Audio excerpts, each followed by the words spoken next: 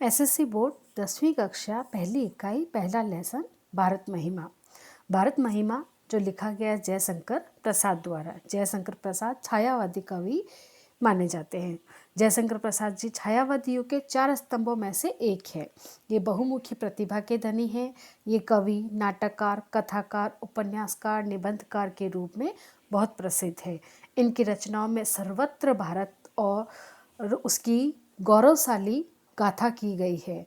इनकी रचनाएं ऐतिहासिक विरासत के दर्शन कराती है।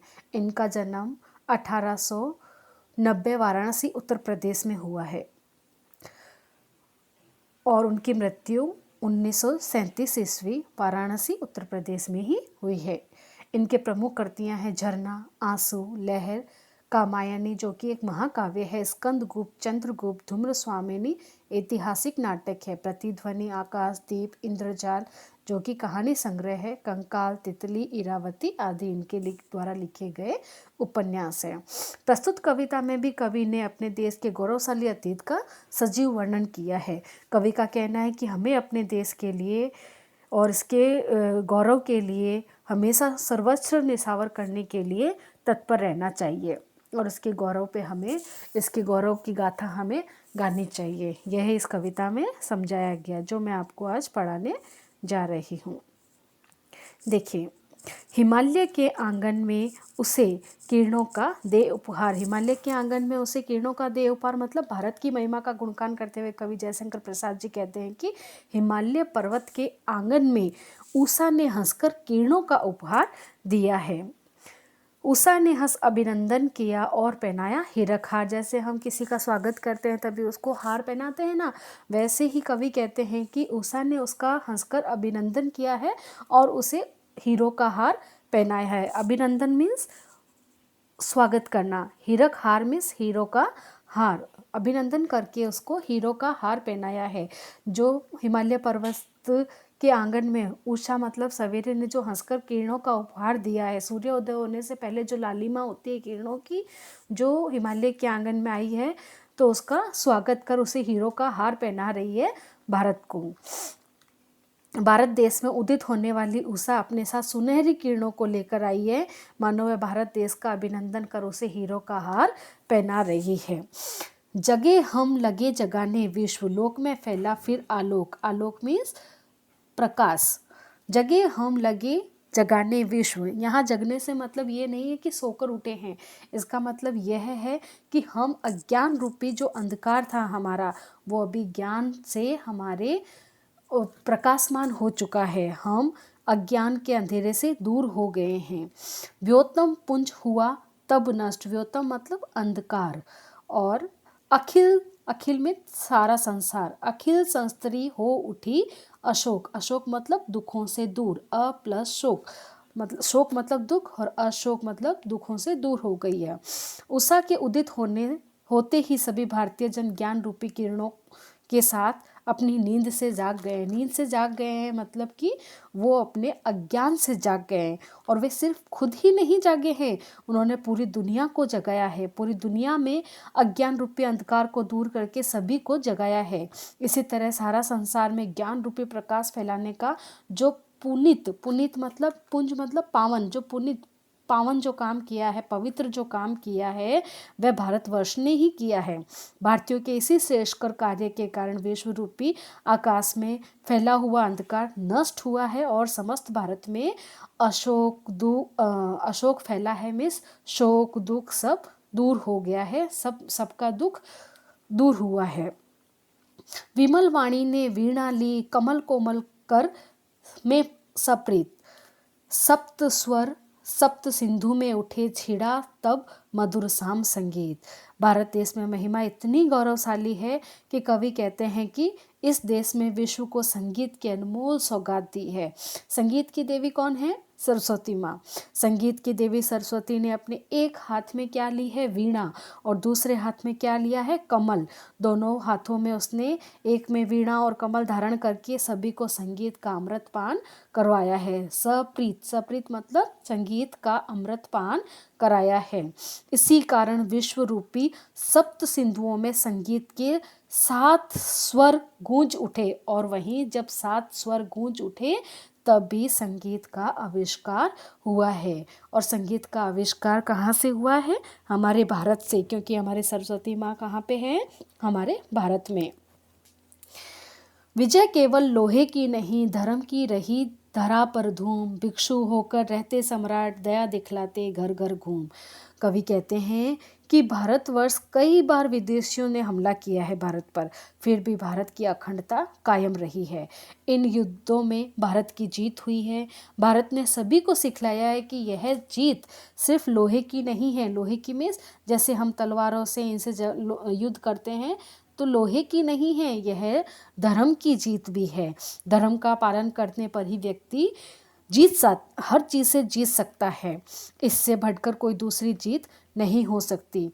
भारत ने दुनिया के सामने कई आदर्श रखे हैं, जैसे राजकुमार गौतम बुद्ध भिक्षुक हो गए थे, जैसे भिक्षु होकर सम्राट मतलब राजा, भिक्षु होकर मतलब सन्यासी होकर दया दिखलाते घर घर घूम। दया दिखलाते मतलब उन्होंने जगह जगह पर जाके सभी को दीक्षा और दया का पाठ पढ़ाते हैं, उनको ज्ञान देते हैं।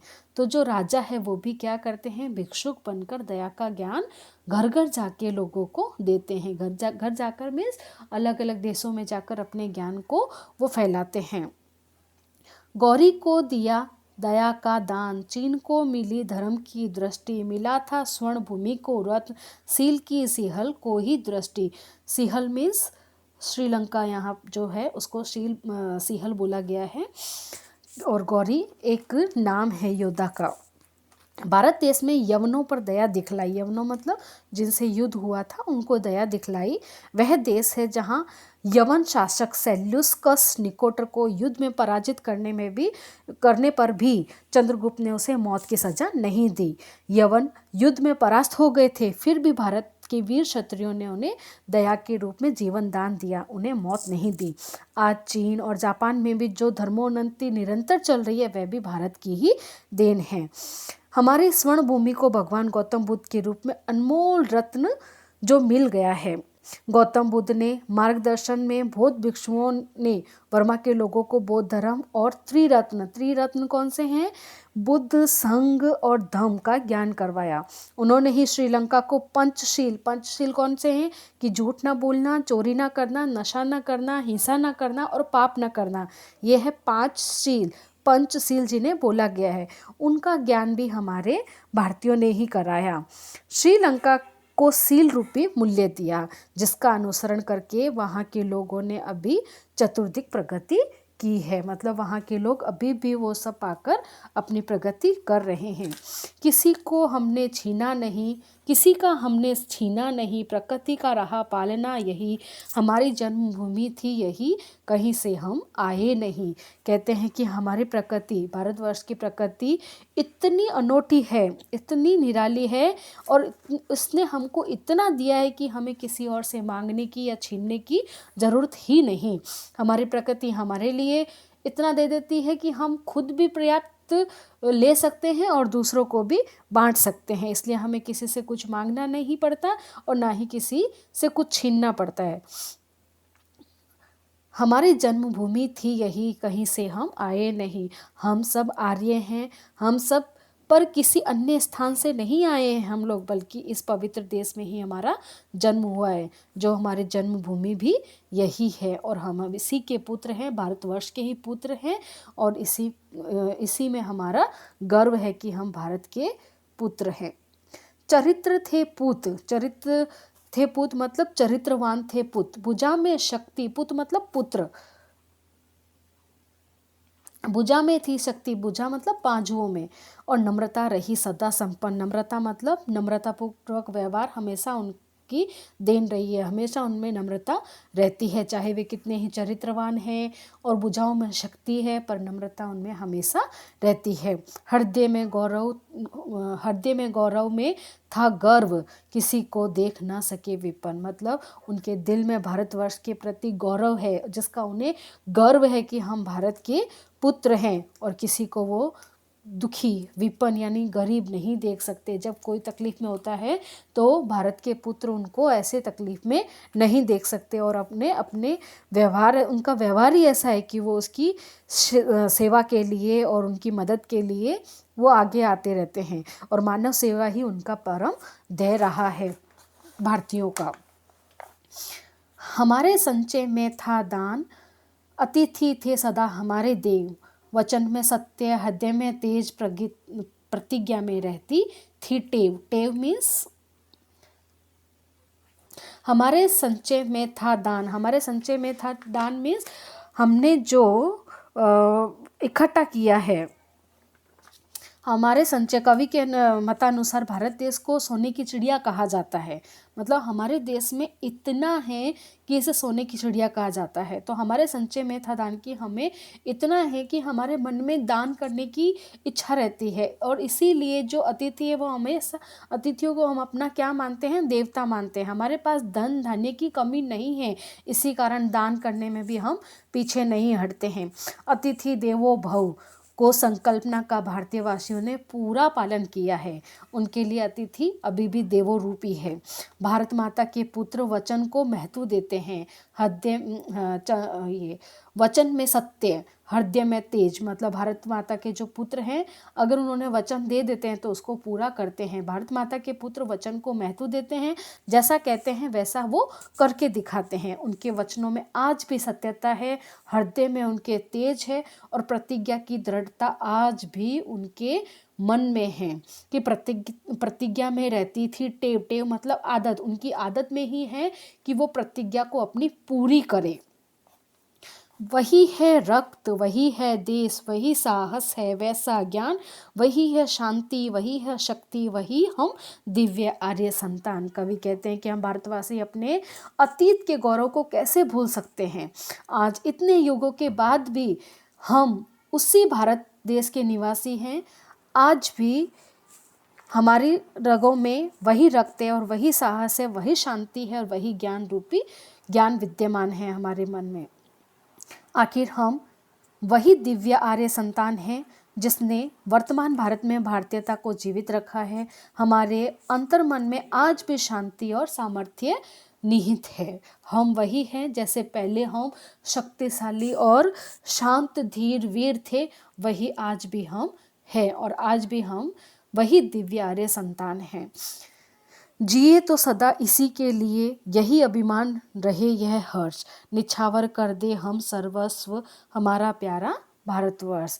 आज हम सभी भारतवासी देश के गौरव और उसकी अस्मिता को बरकरार रखने के लिए सदैव तत्पर रहते हैं। अस्मिता मतलब उसके गौरव को, उसके अभिमान को बरकरार रखने के लिए अपना सब कुछ निछावर करने के लिए तत्पर रहते हैं।